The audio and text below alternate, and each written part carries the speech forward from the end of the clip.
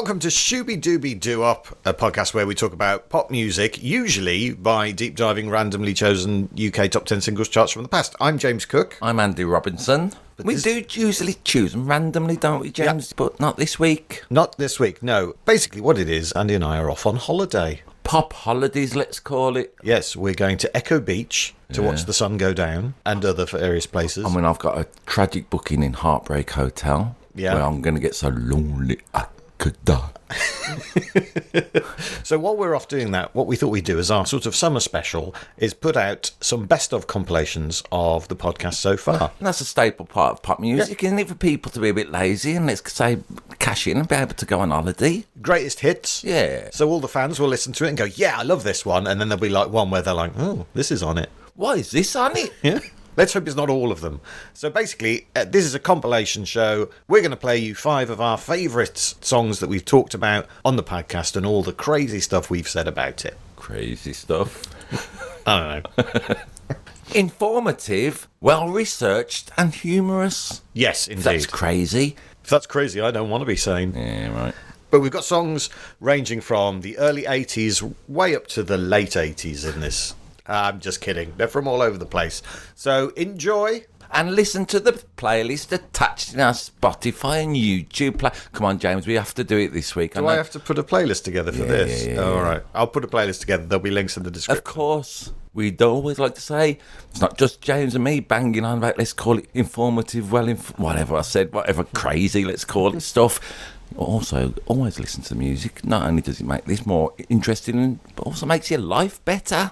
Yeah, and while you're having a listen, give us a follow on our Facebook group. Just search for Shooby Podcast. You can join our Patreon community for free. That's there, Shooby Podcast. We're on Instagram now as well. We're gradually cranking up the social media for this podcast. We haven't got time for this. Let's put on Chartbusters, see what happens. Up 24 places to number 9, The Girl Is Mine by Michael Jackson and Paul McCartney. Yeah. A song that would be kept off the top of the American charts by Maneater. They had no problems with just being called Jackson and McCartney, I reckon. But we didn't even do that to them. You wouldn't say Jackson and McCartney, would you? They didn't kick off about it. Yeah. So we did it anyway. Yeah. Hall of Notes. There's a lesson there. So this is the first single off the album Thriller. Not representative necessarily of the album. No. This is one of the singles I bought because, as I alluded to, I'm into rock and roll old-time music, 50s, 60s, let's call it. Paul McCartney's on it. I mean, I'm so delighted to... This is our first chance to ever talk about Paul McCartney on this podcast, Jake. Strap in, everyone. I mean, I'm going to try and be very specific in this one. What do you make of this record? What have you got? Tell me all about it, because I could talk about this for a long time. Okay. Well, again, it's an iconic record. I think a lot of people know the chorus. They know the I'm a lover, not a fighter bit.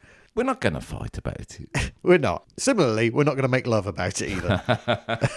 I think I've told you before. I love it when he goes, I'm a lover, not a fighter. There's a bit where Mac at the end, he goes, I think I've told you before. That little bit of acting. Anyway, this is how deep into Paul McCartney I am. I mean, I don't say this necessarily as a negative comment, but it's a bit cheesy, isn't it?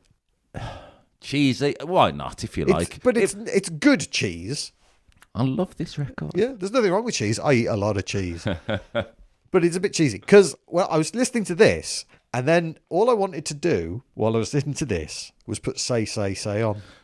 Another banger. Which is Michael Jackson and Paul McCartney, a song that was released the year after this, but incredibly had been recorded a year before this. Oh, good knowledge. And I think that's a far better song than this, which is kind of it's almost like a novelty song. Fuck off. No, go on, I'm being silly. What do you mean? Well, it is, isn't it? It's Michael Jackson and Paul McCartney fighting over a woman.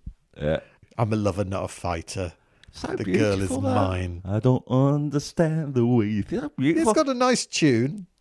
I mean, all right then. So you're saying it's a novelty record. I mean, I didn't say it was a novelty record. I said it's almost like a novelty record. I didn't say I didn't like it either. Yeah. It is. I think it's in the oeuvre of Jackson and McCartney in their combined output. They did 3 songs even if you include everything they've done individually, this is right down the fromagiest end of it, isn't it? I mean, people hate this record, seemingly. I don't. I don't hate it because I'm very fond of it. Or maybe I should say I'm very fondue of it. Cheesy. I get you. Well, like I say, it was the first one off Thriller, wasn't it? I'm going to do a little bit of... I mean, would you feel better, James, if in your life that was just going on? The chords, the beautiful chords to it. There's, you know what I mean? It's so appealing. I love McCartney's voice on it. Yep. There's a bit at the end where he does maybe one of the highest notes. The girl is mine. The girl is mine. Goes down there. What a treat. I like their silly argument about it. I think it's a beautiful tune. So slick and lush. It's very easy to listen to, isn't it? It's easy listening. Got a key change in. The first of several key changes, which I'm going to hope to mention.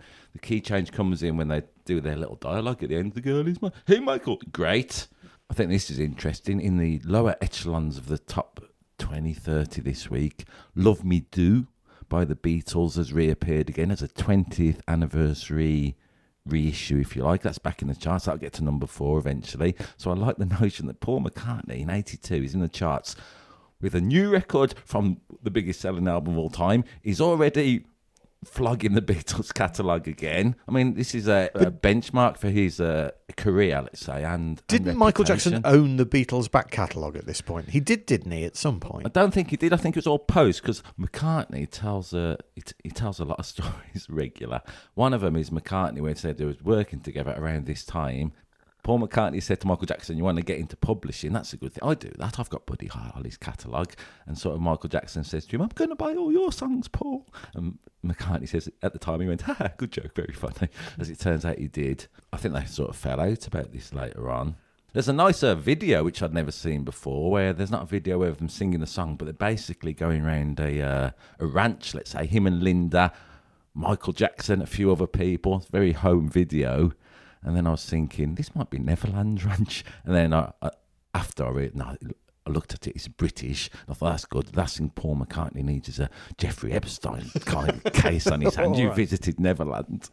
And that video does make you think that the girl they're singing about is Linda. Yeah, possibly. But of course it isn't, is it? You wouldn't imagine. Who is the girl? I know who the girl is. Is it New York City? It's New York City.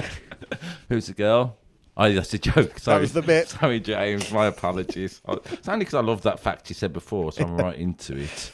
There's a sequel to it that I'm going to say later, a duet, Paul McCartney, that he writes himself as opposed to his Michael Jackson pen song off an album called Flowers in the Dirt. He sings with Elvis Costello called You Wanted To. That's another duet about two Charlies fighting over a woman. What do you think about them referring to the girl as the doggone girl? Look, I am blinded by my love for Paul McCartney. I'm sort of a bit blinded by my admiration for Michael Jackson, despite this, that and the other. So, great. Yeah. What do you make of it? Do they want to say the goddamn girl is mine or something like that? The expletive girl is mine, yeah. Or do they know something about the girl? What? She had a dog and it's gone. Well, Michael Jackson wrote it, so maybe I don't know. Instead of a dog, I know initially he had the age of the girl or something. Maybe he felt he had to change it. We're all right. It's a pop music podcast. That's what he did. There's the line in it, but we both cannot have her, so it's one or the other. Startling lack of imagination there, isn't it? Yeah. These days, it would be a polyamorous throuple, wouldn't it? Yeah. And it would be fine. The girl is ours, also we are hers, and we're fine with it. Yeah. Stop judging. I've often thought this song could be just sung as a solo piece, really. It's inherently duet, isn't it? But it also works if someone just sung it on their own. I mean, the conversation at the end, that would be a bit That'd weird. Be tricky. You'd have to have some sort of mental health issue, which would be all right as well. Are you a lover or a fighter, Andy? That's the question the song begs, isn't it? James, I've told you all before. Yeah, it's a good point, isn't it? I'm not a fighter, that's for certain. I don't think I'm good at either of them. Sometimes I get a little bit confused. It leads to some trouble in pub car parks. Yeah, I mean, it's such a big deal, isn't it, that argument at the end of it. I love it. I think, on balance, it was an interesting song that we all enjoyed. At 9, Their last of 9 weeks in the top 10, having peaked at number 1, it's the Out Here Brothers and Don't Stop, brackets, wiggle, wiggle, close brackets. Their second number 1 after Boom, Boom, Boom. I liked Boom, Boom, Boom, I remember. Did you? Yeah, I thought they were called the Uthere Brothers. The album that this is off, which is called One Polish, Two Biscuits and a Fish Sandwich, was reported to the Crown Prosecution Service under the Obscene Publications Act. If you want to know why, I mean, you can just Google the track listing. I don't want to say it. You I didn't even write it down. You love a bit of research. I'm going to Google it while you carry on talking. And what you're saying, the track listing to the pole, what's it called? Two fish fingers and a what? Yeah. Polish a fish finger and what's it called? One Polish. I'm disappointed, James. You love a bit of research, and what you've done there is bottle out of reading some dirty title. There was a dirty version of this song, I seem to remember. Yeah, I've got the track listing in front of me. Yeah, do it. I'd like to hear you squirming. Do you want the whole track listing? Why not? Or just edited highlights? Whatever you feel. All right. Hey, let's not rush into this. Let's delve what we think each song is going to be about. Well, it starts off quite nicely. The first track on the album is called I Miss You. Nice. Standard. And then you got the 2 hits. So you got Don't Stop, Wiggle, Wiggle, followed by Boom, Boom, Boom. Then I think a song that I think they also released as a single called La La La, Hey Hey. Then a song called Bring That Ass Over Here. Okay, that's fine. Yeah. That's fine. Number 6 is a song called I Want My Shit Back. I'm hoping that's a breakup song where the partner has taken their possessions rather than another meaning of it. Yep. Yeah, okay. 7 is called Lesbian Love. LES, new word, BE, new word, IN. Nice. Number 8, Let Me Be the One. Number 9, On My Mind. They're all right, aren't they? Number 10, Pass the Toilet Paper. Number 11 is a song called Orgasm. Right. Like the Buzzcocks. Yeah, they did Orgasm Addict, don't they? I mean, 3 Feet High and Rising has got Della Orgy on it. Yeah. Number 12 is a song called Out Here Brothers Theme Song. Wouldn't that be number 1 in the track listing? But there you go. It's at number 12. Number 13 is called Golden Shower. Number 14 is called Fat, Fat, Fat. Each time that's fat with a PH. Track 15, Interlude, The Hallie Jones Show. Hallie Jones? Who Hallie Jones? I don't know. I recognise the name. Shall we Google it or shall we just presume we're going to fuck this bit off in the edit? The last 2 tracks on the album are called I'll Lick Your Pussy and F*** You in the Ass. Right, there we go. Brackets, Bend Over Mix. Nice work out there, brothers. Yeah. Look, I don't mind suggestive lyrics. I mean, pop songs are about sex. We know that. But do you have to be so blatantly graphic and I bet there's disgusting loads about of songs you love which are more blatant than that. Well, then F*** you in the ass and pass the toilet paper. Don't pass the toilet paper's about. It could be just a heartfelt plea to the world.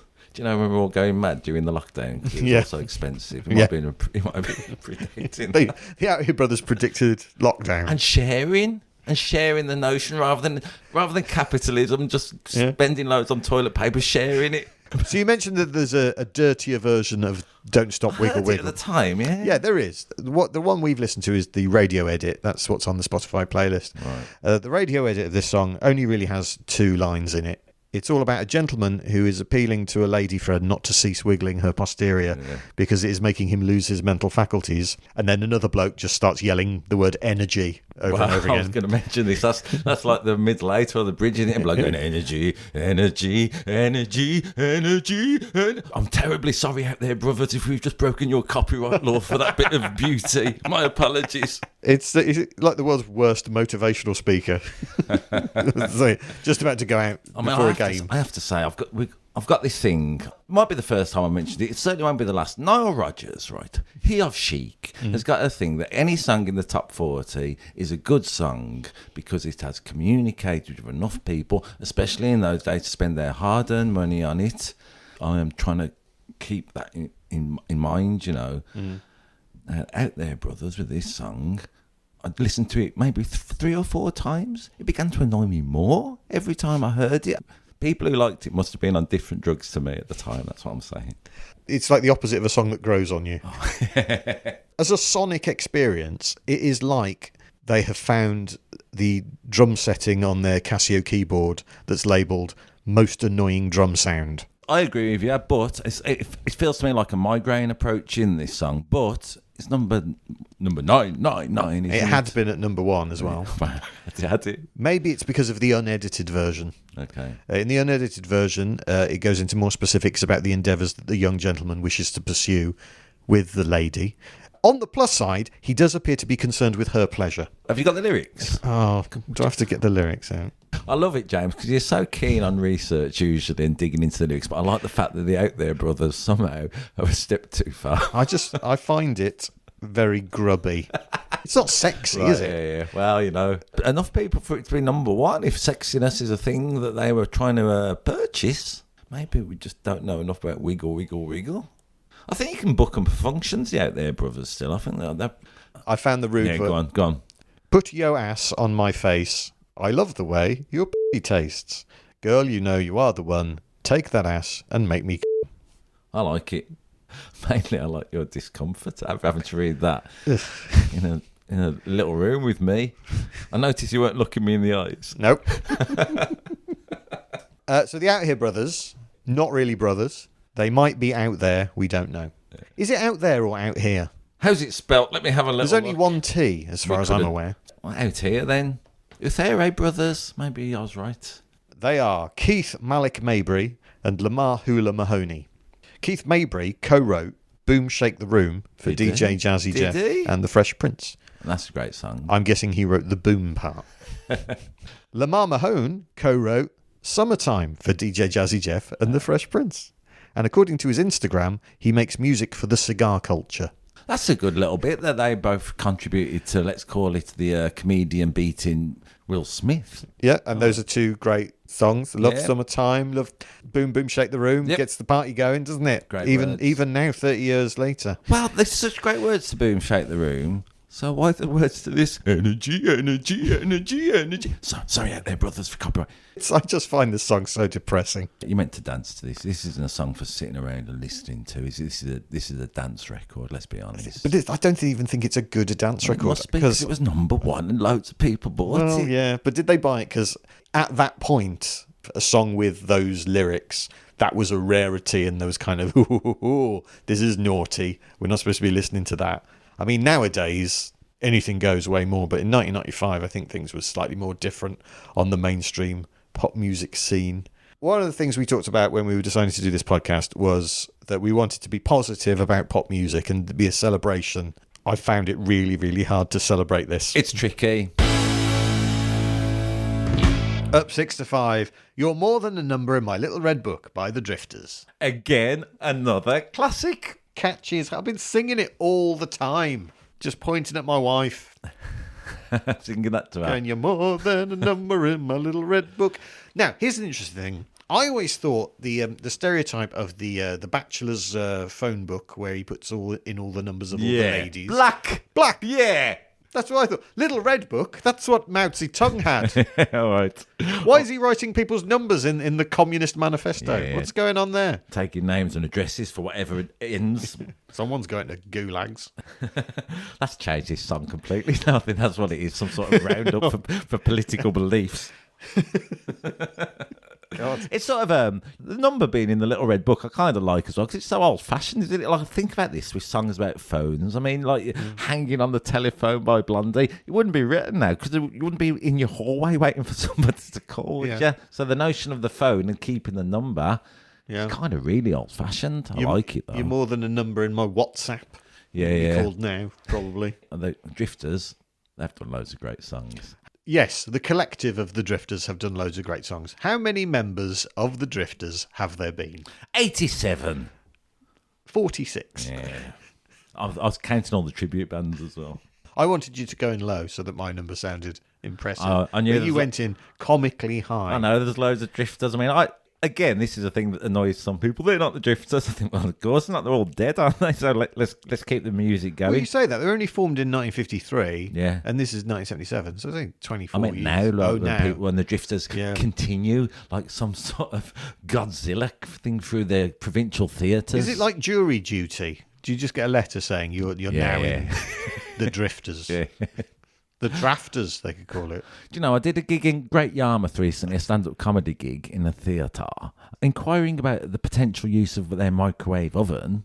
And they said, we did have one, but one of the drifters broke it last week, which I liked. The band The Drifters, or did someone put a Drifter chocolate bar into the microwave and then has rendered it inoperable? All right. Could be that. I see what you're doing. What do you know about the Drifters? Again, in the YouTube comments, to my eternal shame, I don't really know the names of the Drifters, but I like it. There are 46 of them. How are you supposed to remember them all? You'd have to write them down in some kind of little red book. I like Maybe that's the Drifters singing to the other members of the Drifters. Maybe. The little red book is the big book of people who are in the Drifters. Yeah, maybe. I mean, this song is getting more emotionally complicated, and they're all commies. There's someone on YouTube said this is good because I said Clyde Brown finally shares lead with Johnny Moore, so I like that notion. I watched it on the video. They're sort of, my apologies, I don't know who's who, but one of them sings a chorus, "You're more than a number," little red book, and the other one sort of sings a verse, which is the verse's function to explain the narrative more comprehensively. When was the Drifters' last top 40 hit in the United States? I'm going to go for mid-60s. Yeah, 1964. Oh, really? But they have this string of hits in the UK in the mid-70s. We adopted them. Why did it become popular in the UK, do you know? Because of the Northern Soul scene? Is exactly right. Okay, cool. It was the Northern Soul scene that sparked life back into the Drifters. Yeah. It is one of the most favourite tracks of the ex-Prime Minister of Pakistan, Benazir Bhutto. That's a fact I got from YouTube. That's brilliant. I think it's more complicated again than it sounds, yet it's so catchy. It's got that little chord change as an intro that we've talked about before in the past. That one, and then it goes something like that anyway. So that is a standard chord change, but it's so great. What I liked about this is because of this week, because of my inability to access music loud and have a groove around to it myself, I watched it on YouTube, right? It was on Top of the Pops performance. I saw Noel Edmonds introduced it. Now, I don't like to be negative, but what I liked in the YouTube comments was Noel Edmonds got a right kicking off loads of people. For some reason, these 2 seconds I've got Noel Edmonds introducing the Drifters. People think I'm wading in with this. I don't like hatred, but I have to say I kind of enjoyed it. This is good YouTube comment, James. Someone said the Bible is the book you need to be into, not some little red book. Guess what the name of the YouTube commenter who said that was? Jesus. Weirdly, a fella called Ian Christ. Well, that's my family book.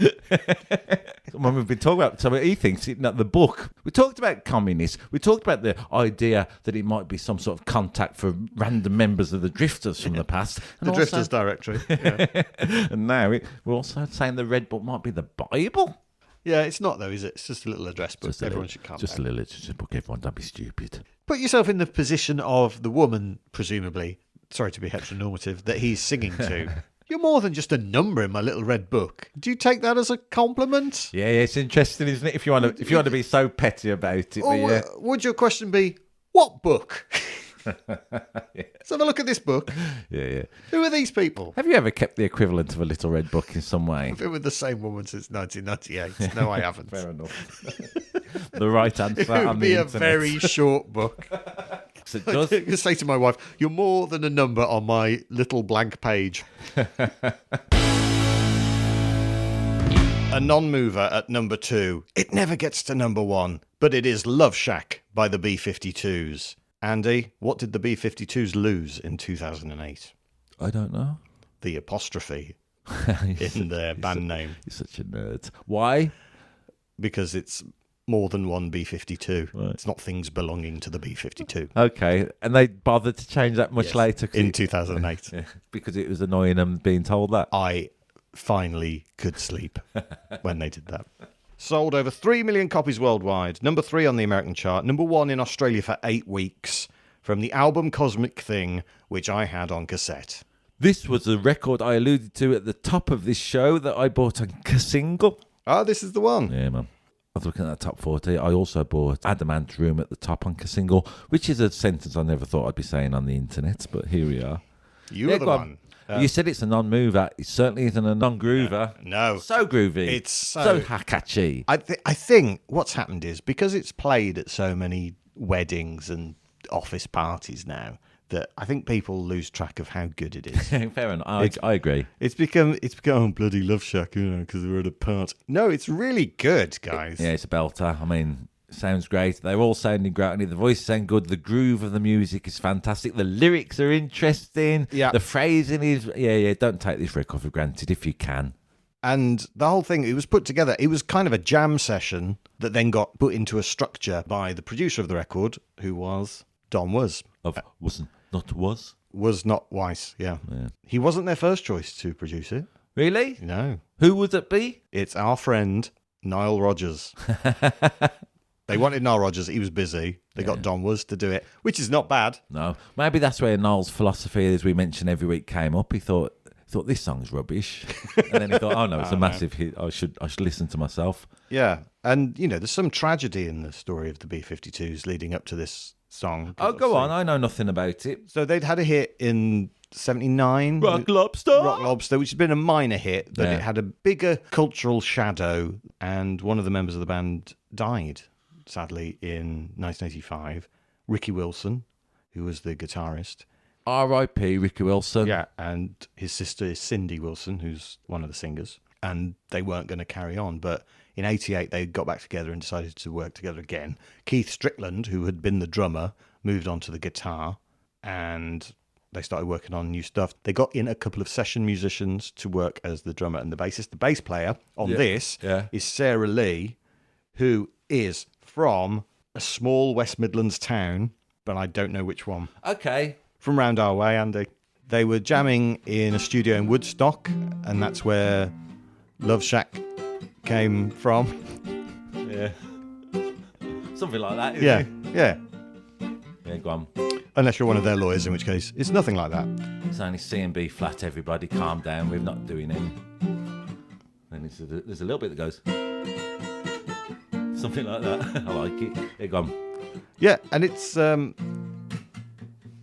got a lot of sort of things that were like in one take that they liked, that they kept in. The famous Tin Roof Rusted was a bit where they just all stopped playing and she just yelled it. Really? And they all started laughing and they thought it was great. We'll put that in. I mean, it sounds like it's got a spontaneity anyway. Yeah. It doesn't surprise me. Despite the, let's call it, the discipline often needed to make a hit. It's got a little sense of looseness and joy about it, hasn't it? Yeah, and you can hear the sort of the partying in the background, can't you? All the voices. Yeah. I mean, like I say, all the different melodies. They're all bits right away. Apparently, beautiful melodies over just a simple groove. Yeah. Apparently, the Love Shack is the little old place where we could get together was only in the song once. Yeah. And Don was like, this needs to be in it more than once. For sure. This is a chorus. That's a good bit. It goes C, Love Shack, E flat, F, and then crucially a little G sharp there to just make you, where's this going? Bit of raunch. I mean, it's almost a bit like how could I dance with another? And then that G sharp. And it, brilliant. Thank you, B-52s. It's based on a real club outside of Atlanta, Georgia, called Hawaiian Harley. Oh, yeah. And it is based on a cabin with a tin roof that Katie Pearson, the other female singer, once lived in, and where the band wrote Rock Lobster. Okay. Kind of, they were singing about those two places. I've got a vague memory of everyone saying Tin Roof Rusted was some allusion to pregnancy back in the day. The band say it's literally about... There's a tin roof that's rusted. There were loads of shacks. Yeah, they grew up in Athens, Georgia. There were loads of shacks with rusty tin roofs. That's why appealing. I've got a friend who thinks Love Shack sounds a grotty little place where there's glitter on the mattresses and glitter on the... He thinks it sounds like a little sex den that people go off to. I liked it. I'd never considered Love Shack to be grotty before. But it's a health and safety nightmare, I'll tell you that much. Go on. Here's my list of problems with the Love Shack. Okay. It's set way back in the middle of a field, right? So there's no bloody parking. It's a funky... What do you mean there's no parking? There's loads of parking. Set way back in the middle. I'm not parking in a field. I'll never get the car out again. It's a funky... I don't drive a 4x4.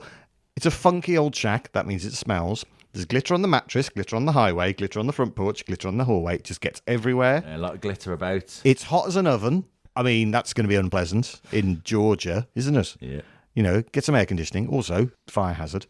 The whole shack shimmies, so it's structurally unsound. And as we've mentioned, the tin roof is rusted. Okay. I mean, you'll never sell it, is my point. Nope. The survey would come back very bad. Nope. And, people are banging on the door and you can't hear them. Yep. I mean, What if it's an emergency? I get you. I get your comedic take on its grottiness. And we know it's got a mattress. It's got a dirty mattress in the corner. Do you reckon dancing in a shack in the middle of a field, there's a mattress in it? No thanks. Yeah. No thanks. I've seen horror films. Okay. It's the prequel of the Texas Chainsaw Massacre. That's what Okay. Love Shack is. All righty. I love the song. Don't get me wrong. No. That song comes on, I'm up and dancing.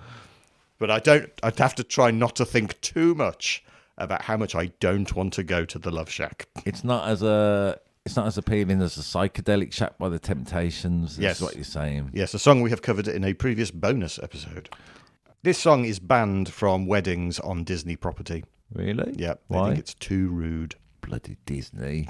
Yeah. And their nonsense yet again. Did you watch the video? I didn't this week. I remember it vaguely from the past. Tell me all about it. Who appears in it in a B-52s, of course. but like a pre-fame I don't know. megastar is in this video. RuPaul is in the Really? video dancing Oh, cool. in the Love Shack. Why wasn't Love Shack a hit in Japan? Because it was never played there. It was banned. No, Why? it's because of the name of the band. yeah. Seriously. Okay. The B-52s, which is an American warplane, of course. Although the atomic bombs were delivered by B-29s, so calm down, Japan. And the band aren't even named after the planes. They're named after the beehive hairdo, Right. which was called a B-52. But that was called a B-52 because it apparently looked like the nose of a B-52 bomber. So you can't Okay. have it both ways. Another version of this song by the B-52s can be heard in an episode of The Simpsons where they sing Glove Slap when Homer is going around challenging everyone to a duel. And there are some connections between the B-52s and artists we have already referred to in this week's podcast. Really? Yes. Fred Schneider, Yeah. who is the bloke who goes, Love Shack, baby! Amongst other things, he's talked Yes. about. Yeah. I just think that's great, and I wish more pop songs had someone like Fred in them, just shouting out the name of the song. Absolutely. What's a song that you haven't liked in this chart? The New Kids on the Block one. Imagine if that was playing and he's Yeah. singing in his falsetto voice, and then all of a sudden Fred Schneider goes, I'll be loving you, brackets forever, in the background. You'd be Make like, it this better. is so much better. I get you. Anyway, that could have happened because Fred Schneider was a guest vocalist on Joe McIntyre's solo album, Meet Joe Mac, in 2001. Oh, okay. So there's that connection. Fred Schneider always reminds me of Kenneth Williams. I can see that. Oh, matron! Cindy Wilson is sampled on a track that Vince Clarke made for The Family Fantastic in 2000. All the strands are finally tying together. But I know what the piece of information you want to know about things that arise from the song Love Shack, and that is that the dwarf sperm whale is actually smaller than a Chrysler. Yeah, all right. Nice work. A blue whale. What did you Google to find this out? What's the smallest whale? A blue whale. Yeah. A blue whale is 30 meters long, which is roughly the same length as the world's longest car.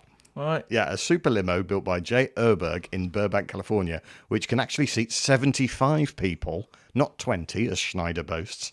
Also, a large waterbed, a swimming pool complete with diving board, jacuzzi, bathtub, mini golf course, and a helipad, which sounds a lot better than the Love Shack. It's a novel form of research that you've done for it, but Yeah. I'm not moaning. I'm all for it. What if the song was, I've got a long car, Yeah. it's better than the Love Shack? Yeah. Come to the long car, there's no glitter, we've got a jacuzzi.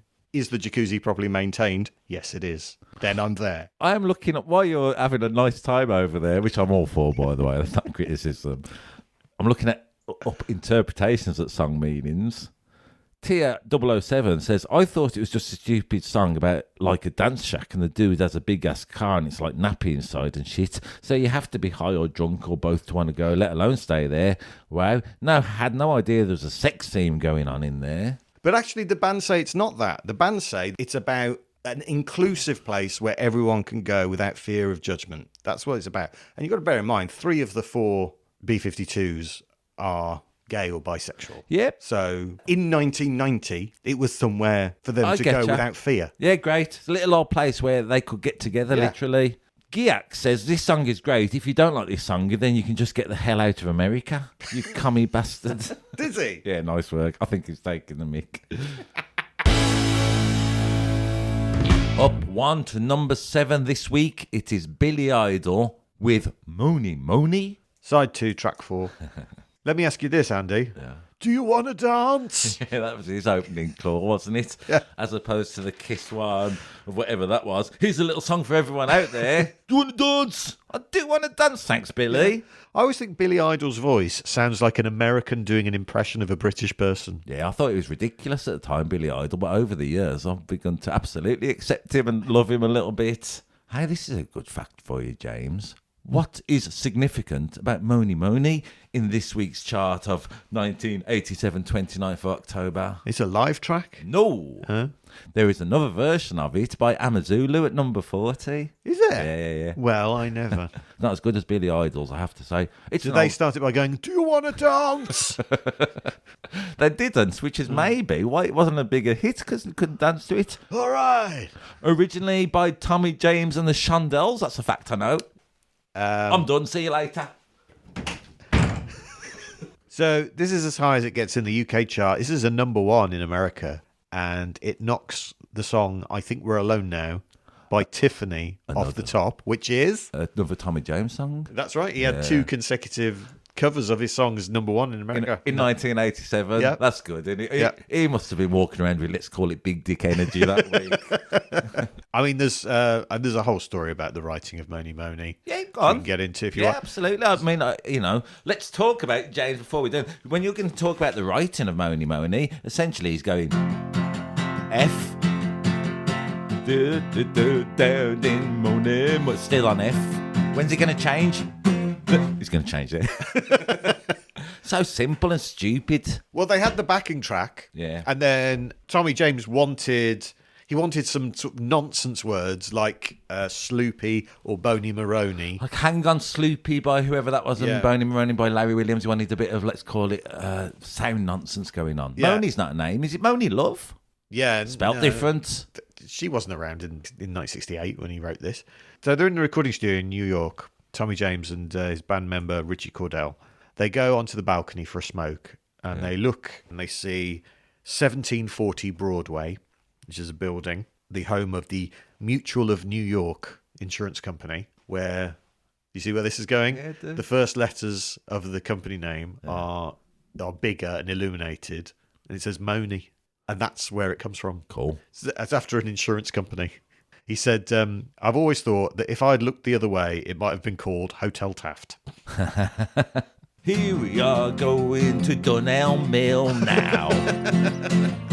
All that stuff. All right then, cool. So Billy Idol did a cover of it as an album track in 1981, and then this is a live version of that cover. Yes, in my little YouTube scooter around I was having a look at, there was also a studio version, not as good as the live version. I'm not It sure. really isn't as good. I'm not sure how live it is, to be fair. I think there might have been a little bit after work in the studio, but it doesn't matter. It's got his Billy Idol's long-time musical collaborator, guitarist Steve Stevens on it. He's playing great. Do you know why Billy Idol covered this song in the first place? No. Because this was the song that he lost his virginity to in the back room of a charity shop in Bromley. So, Andy, which song would you cover? All right, then. I'm going to try and answer this fairly honestly. I can tell you, I don't have an equivalent song because I am still a virgin, but I can tell you the song that was playing when I had my first kiss, Yeah, go on. which was Something Good by the Utah Saints. Cool. The song I lost my virginity to was... I can't help it, James. I think it's... Why? I don't know. I just thought it was funny. Out the gutter. Apologies to everyone listening. You apologising for everybody for listening for my shared truth? I thought we were going to get somewhere. I thought we were on the brink of a breakthrough there. All right, then. My first kiss would have been to a school disco. I can't remember what it was. It'd be about 1983, let's say, whatever record that. I remember kissing a pretty girl she was, and then my woodwork teacher coming up and slapping me round the head whilst for doing it, for having dirty thoughts. All right, let's move on. It's only a joke, James. I know. Why was Billy Idol's version banned at US high school dances? Has it got some swearing in? No, it hasn't got. It hasn't. I listened to it. But there is a phenomena in America, and I think in Australia as well, that's not over here, when this song gets played, of a sort of audience call and response thing, a bit similar to Living Next Door to Alice by Smokey. Oh, yeah. You do the Billy Idol bit, and I'll do what the... Can I get my guitar? Let's do it go on. properly. Let's do it properly. What So we say? here she comes now singing Manuel. Am I singing that? Yeah. But I can't, for copyright, we're going to have to change it. So here he comes round, and it's Barclays. Hey, motherfucker, get laid, get fucked. Is there more? Between every line. Is there more? Is it saying No, every it's just time? that. That's a thing in America and Australia, apparently. Not in this Swearing. country. Hey, motherfucker, get laid, get fucked. Yeah, I like it. There are a few different versions, but they are all essentially that. And so they stopped playing it at high school discos, because all the kids were doing. But there's videos on YouTube of people doing it at their weddings and things like that. It's really funny. I sort of love it when that happens. The football team I support, they play The Liquidator by Harry J. All-Stars. Do do do do do do do do. And it goes do do do do do do. Fuck off, Wondrous, West Brom. I mean, you could say that song's been ruined for me or improved. I don't know. Do you remember when Billy Idol was in Miami Vice? No, because it never happened. It sounded so plausible, Really though, didn't does. it? I was going, I bet Billy Idol's been in Miami Vice. He hasn't. He was in something I've got a vague memory of, playing a version of himself. He once played Madman Mulligan in an episode of Horrible Histories, and he plays himself in the movie The Wedding Singer, Well, maybe that's which is a lot better movie than people give it credit for. On YouTube, DW Coops 5390 says Billy Idol is so cool he pisses ice cubes. I like it, James. There's loads Ow. of... I mean, we've both had kidney stones, haven't we? That's not good. Yeah.